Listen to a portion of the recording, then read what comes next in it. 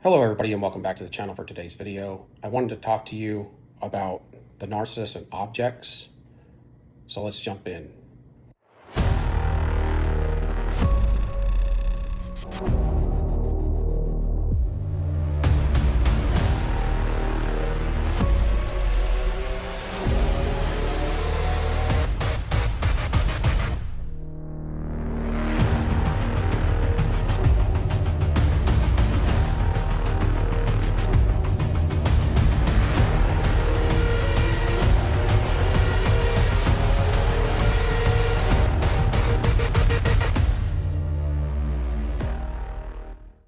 What you find when you've dated a narcissist, they treat everybody like an object. But you got to understand the way they treat you is the way they feel themselves.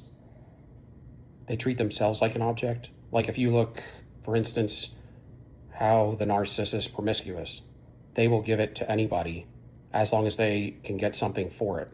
It's like a service. And when you start to look at yourself like you're just a service that can be jobbed out, then you are essentially an object.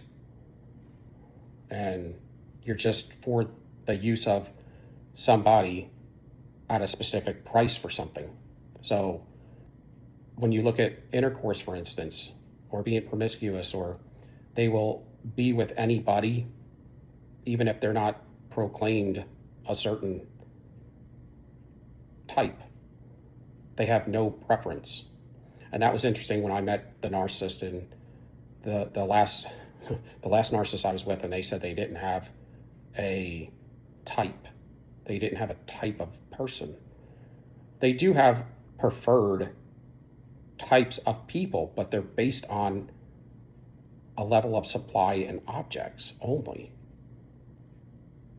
And intercourse is one of those things that is very sacred to you. So when you're just out there doing it with everybody, typically what you'll find on a person of humanity, because I don't really call the narcissist humanity, they're a subtype of humanity because they don't feel love. When you don't feel love, you're really crooked, you're cold, and you don't care who you got to run over to get ahead.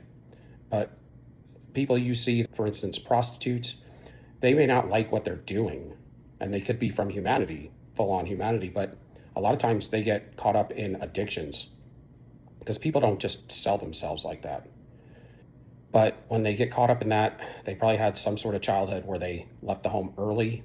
They probably were abused, used, and misused, and they felt inferior to everybody. They might have left the home early for some boyfriend that was probably not, or girlfriend that was nothing but trouble. And then they get exploited. Sometimes they become addicts by accident, or just because it's the company they keep. People could spike their drinks.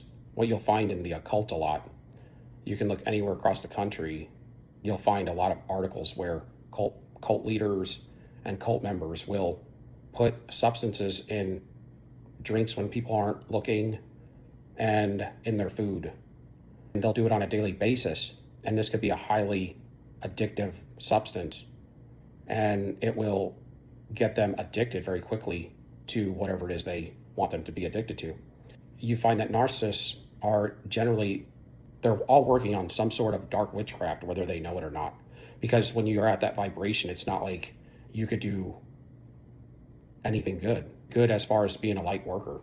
So everything that you do is going to be manipulating, lying, stealing, cheating, thieving, getting ahead just for yourself, just thinking of yourself, and by any means necessary. The narcissists, they always sabotage themselves, so you end up sabotaging yourself. Because a life of that, it always has a get back. And the get back has no grace and no mercy. So what they are is a den of thieves. When you find a narcissist that is comfortable with the people they want to be around, they're going to be in a den of thieves. And a den of thieves has no mercy on you. They're always like 10 swords out. Their guard is up. They're in fight or flight. They have no love, and they're greedy for gain. They are very sensitive to certain topics, so they could be very petty, something very petty that you may think is just a funny joke, or somebody just kidding around with you may turn into something much worse. And that's why you don't want to know a narcissist, and you want to stay away from them, because they could turn petty stuff into you're not around anymore. They cannot be humiliated or taken lightly. They always have to have power and control in a situation. Or if they're amongst friends, they're in a power control struggle. Or if they're in partner relationships, they're in power and control struggles all the time. So they always try to come wearing a certain mask. And if you notice, a lot of times, if you were the empath source of supply, the primary source, a lot of times they wouldn't take you around the people that they feel comfortable with. But what happens when you're around a den of thieves, you end up using yourself, and they're not looking out for your best interests. They're looking out for getting ahead of you financially, in looks, in legacy, in anything. They want to have the best relationship, and they will do anything to get it. When you're dating you, for instance, they will cheat on you with your neighbor just to get you back later, and they won't tell you about it until after you broke up or you've had enough. They'll have relations with your neighbor, your best friend, one of your relatives, same sex or opposite sex. They are any sexual, really, but that's kind of how it works. They will do anybody as long as they can get something out of it. They'll do a young person will do it. They'll have relations with a grandfather, for instance. And that's why you see all the stuff in the news. All the bad stuff in the news, generally speaking, is not humanity. It's usually the narcissist, or somebody that's heavily narcissistic because they spent enough time being influenced by a narcissist or abused by them. And they may repeat these things. And the spirits, sometimes it's a spirit. Like, why'd that person do that? They never do that. But it could be the spirit that came off of the narcissist, and now it's attached to you because it's the company you keep. It's your covenants, contracts, and consents. It's your boundaries and loving yourself, things like that. All consent you to your negative or positive reaping.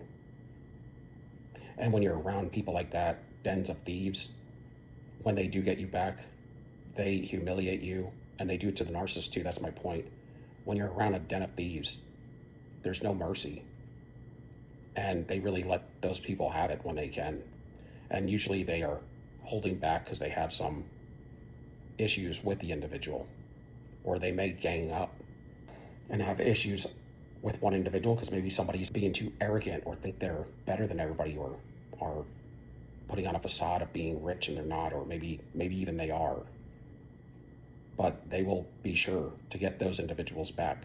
There will come a time where they'll be down and out, or they'll get caught slipping, and they'll let them have it. And then people will come out of the woodwork, because when your facade falls off and you're weak and you're a narcissist, you have hurt so many people in town. That's what happens.